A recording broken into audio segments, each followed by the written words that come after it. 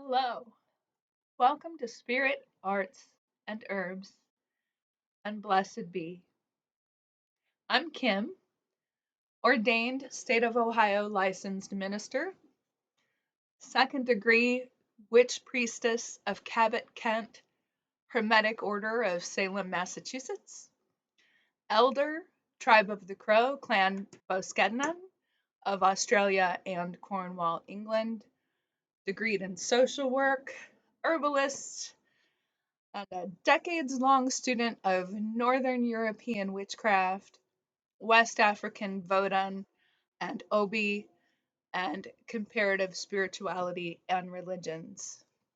For more information about spirit arts and herbs located in Northeast Ohio, find links to our website, podcasts, videos, and social media in the description.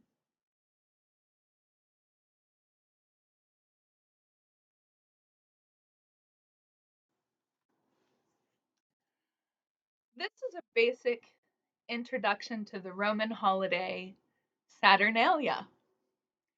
Saturnalia is a significant historical holiday and practice of ancient Roman tradition. And to understand ourselves, our evolution, and modern day practices and beliefs, it is so very important to understand history. So tonight, let's have a look at this ancient holiday.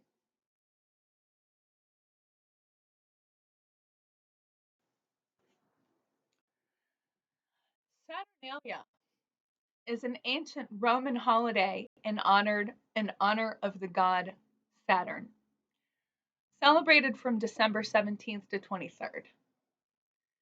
Saturn is the Roman god of agriculture, wealth, time, generation, and liberation. He is often depicted as a ruler of a mythical golden age of peace and abundance associated with farming tools like the sickle. He taught people farming, symbolizing an age of abundance. His association with the slow moving planet links him to time, renewal, and the cyclical nature of life, death, and rebirth.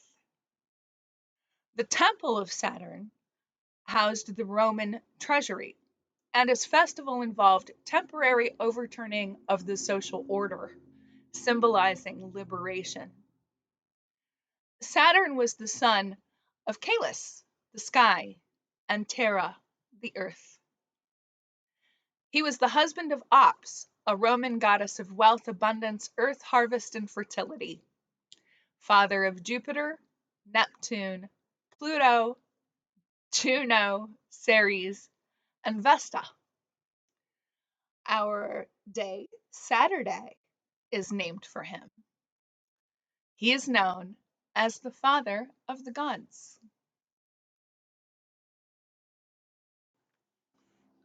So let's talk about some of Saturn's shenanigans. As we always see in Greco-Roman mythology, there's a bunch of goofy shit that accompanies being a god. In Greek mythology, the equivalent of the Roman Saturn god was Cronus. As the story goes, Cronus castrated his dad, Uranus, with a sickle and threw his severed genitals into the sea in order to overthrow him and become the ruler of the cosmos. The actual historical mythology is wild and so much darker than what you see in the movies. So much like how original fairy tales are nothing at all like the stories that we tell our kids today, the real history of the Fae is a whole different ballgame that we'll visit another day. So, chopping off his dad's genitals and throwing them into the sea made Saturn, Cronus, the new ruler. But Saturn's dad, Uranus, didn't actually die. He just lost his power. And the blood and sea foam that arose from his castrated dad's genitals in the sea resulted in separating Uranus, the sky god, from Gaia, the earth goddess. Uranus's genital blood and sea foam also, we can see a little bit of an association here, also spawned the births of Aphrodite, the Furies, and the Giants. And again, we'll get into more detail about them on another day.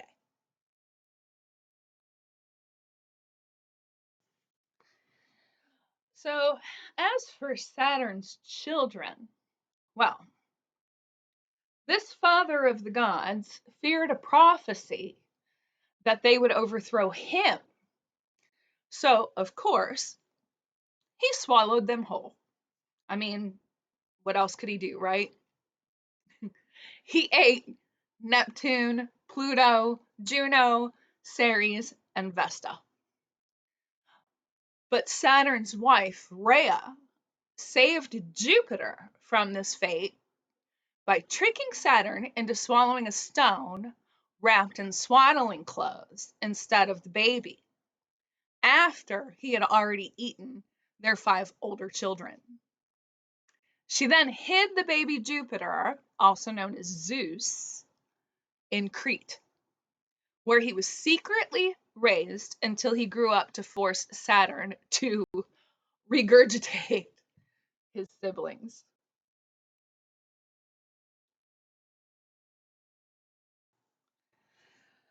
Now, this led to the Titanomachy, which was the epic 10-year war in Greek mythology for control of the cosmos between the elder generation of gods, the Titans, who were led by Cronus, Saturn, along with Uranus and Gaia's 5 other sons, Oceanus, Coeus, Creus, Hyperion, and Lepidus, and their 6 daughters, Thea, Rhea, Themis, Mnemosyne, Phoebe, and Tethys.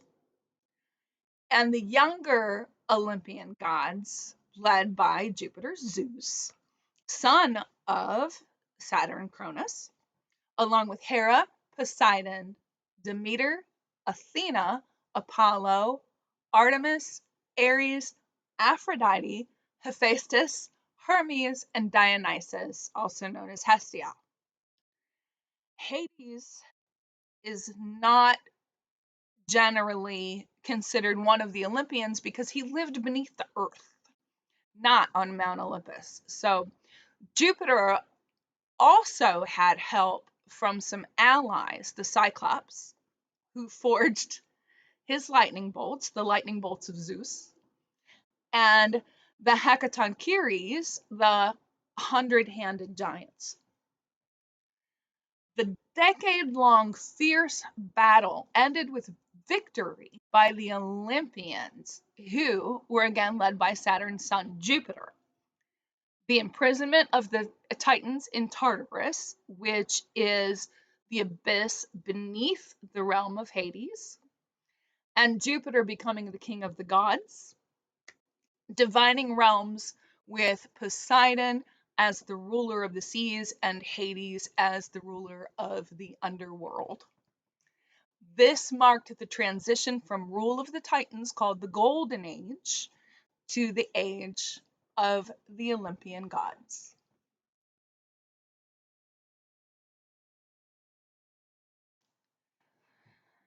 So now let's talk a little bit about the correspondences between Saturnalia and the Christian Christmas. The actual date of Jesus's birth is unknown. There's a correspondence between Cyril of Jerusalem and Pope Julius I, who lived between 337 and 352 AD. Quoted by John of Nicaea of the 9th century, the 800s AD, given as a source for claim that in the 4th century AD, the 300s, Pope Julius I formalized that the birth of Christ should be celebrated on December 25th. Again, it wasn't until the 300s AD that the Pope decided that Jesus's birthday would be December 25th. This is around the same time as the Saturnalia celebration. And part of the reason why he chose this date was because he was trying to create a Christian alternative to Saturnalia. Another reason for this decision was because in the year 274 AD, the Roman Emperor Aurelian declared December 25th as the birthday of Sol Invictus, which is Latin for unconquered sun, spelled S-U-N, and refers to the Roman sun god. And Julius I thought he could attract more converts to Christianity by allowing them to continue to celebrate on the same day. But he was also influenced by the idea that Jesus died on the anniversary of his own conception. So we see here again that modern holidays are widely influenced by religious politics, but in reality are based upon ancient pagan spiritual practices. So because Jesus died during Passover, and in the 3rd century AD, the 200s, Passover was actually celebrated on March 25th. He assumed that Jesus' birthday must have come 9 months later, on December 25th. Although, according to his death on Passover at the time, which was around March 25th, this would indicate that his birth would have been on March 25th. As a result, modern Christians continue to celebrate traditional Saturnalia customs in association with Christmas and the surrounding holidays.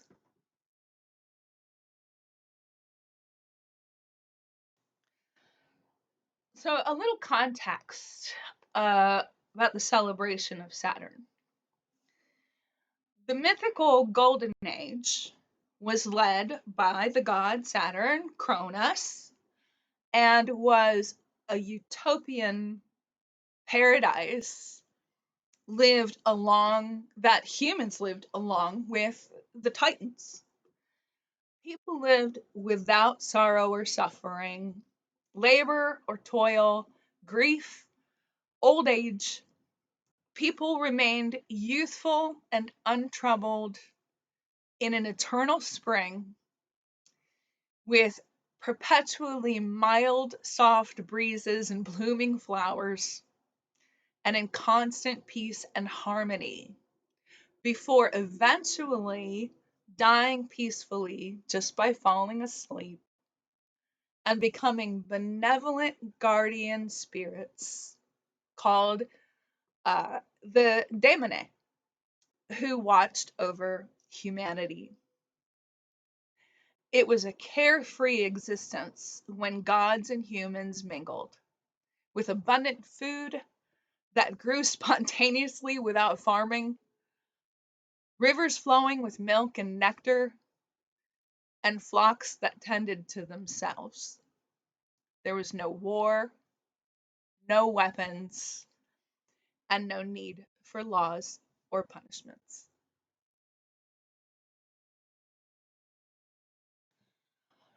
When celebrating Saturnalia, the key focus is role reversal. Saturnalia is a time to pay respects, to feed, uplift, and celebrate the people in your life that provide service to you, to elevate them while humbling yourself, showing your appreciation, sacrificing your own blessings through gift giving and giving thanks. those who serve you are treated to a banquet, usually of the kind that you would enjoy, dining side by side, and they're treated as equals without any threat of punishment for open expression or free speech.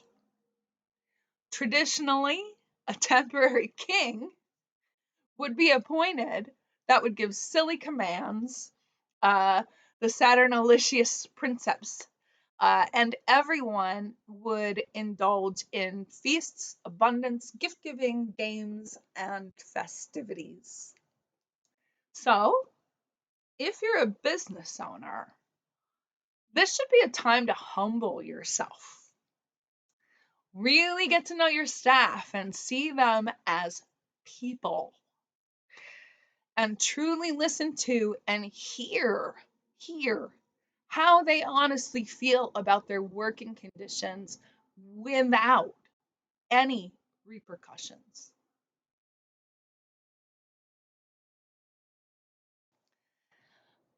During this time of year, not necessarily as a celebration of Saturnalia, but just because it feels like the right time for me. I've always baked cookies, pies, cheesecakes, and other treats, and have driven around town giving them out to cashiers and baggers at the grocery store, leaving treats in the mailbox for the post person, giving little practical gifts to my business assistants and so on. And I ask my business assistants to please openly tell me, without judgment or repercussion, anything and everything they may be concerned about so that we can talk about it and work it out. Not that this isn't something that you should always do, but this is a nice time to actually go out of your way and make a point of doing that. And when you do that, it is important to dress in casual clothing so that there's really no distinction of status, and that everyone feels comfortable.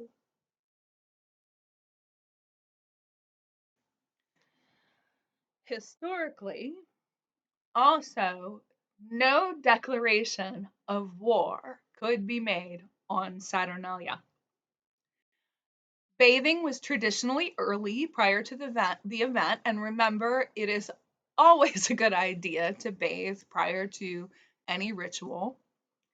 When hosting a feast, a pig was traditionally sacrificed and served, but today's traditions are just involve serving pork along with lots of other indulgent and savory foods.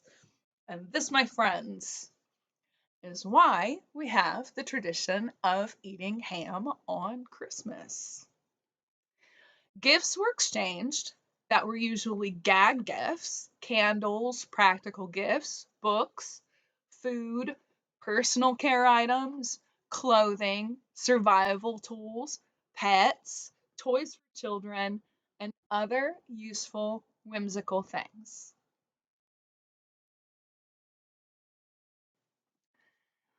The Saturnalia feast and decor.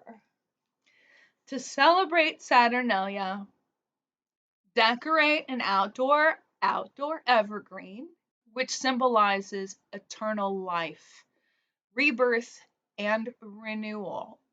Evergreens have power over death. Decorate the tree with popcorn and berries so visiting birds can feed from it. Hand make evergreen wreaths of yew, holly, pine, and ivy. Decorate your altar or table with the colors red, green, gold, white, and silver, and with bells, holly, mistletoe, lights, reindeer, stag, rubies, and emeralds. Bells drive away demons that appear during the darkest time of the year. Holly captures evil spirits before they can enter the home. Mistletoe encourages fertility, hence the tradition of kissing underneath it. Anoint red, green, and white candles. Place your emeralds and rubies around them. Then light them. Light your incense. And celebrate by candlelight, an eternal flame within the home, symbolizing light and warmth to chase away evil spirits and lure back the returning sun. Have a feast of dried fruits, roasted meats, pig, apple, cinnamon, nutmeg, ginger, peppermint, nuts, chestnuts, and red cabbage. Brew pots of warm herbal tea. Another fun decoration is to dry slices of orange and decorate with those. Exchange gifts. Ring in each morning with bells after everyone in the home has awakened in order to chase away dark days.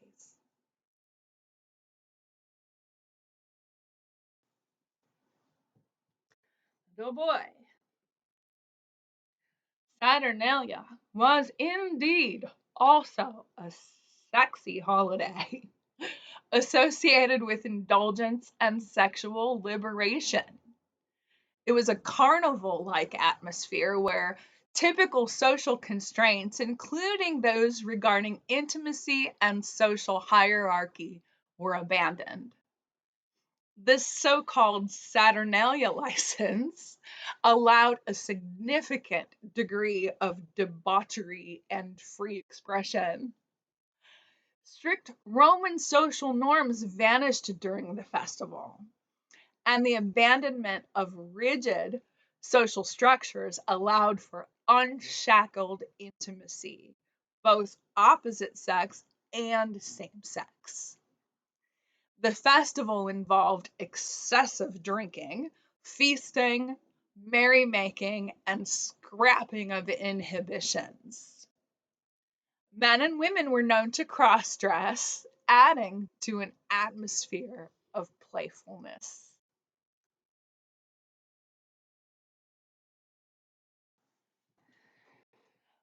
So, why in the world would the Olympians want to end the Golden Age? So, the Olympians, particularly Jupiter, Zeus, didn't necessarily want to end the Golden Age and subsequent ages of man to be cruel, but because humanity had become corrupt, disrespectful, and self destructive, failing to morally evolve. The Olympian gods wanted to step back and force mortals to learn responsibility and face hardships like seasons and hard work, hunger, and shelter. The Olympians' victory over the Titans led to a new, far less benevolent era with this attempted force of evolution. But in the Silver Age that followed, humanity grew more selfish, lacked respect for others and the gods, and remained childish. The Olympians became disgusted with humanity's behavior and fighting and lack of piety, which grew worse as they became more numerous and less dependent on the divine. Sound familiar? Which eventually led to Jupiter, Zeus destroying them. We'll dive deeper into the mythology of Jupiter, Zeus, and the ages that followed at a later date.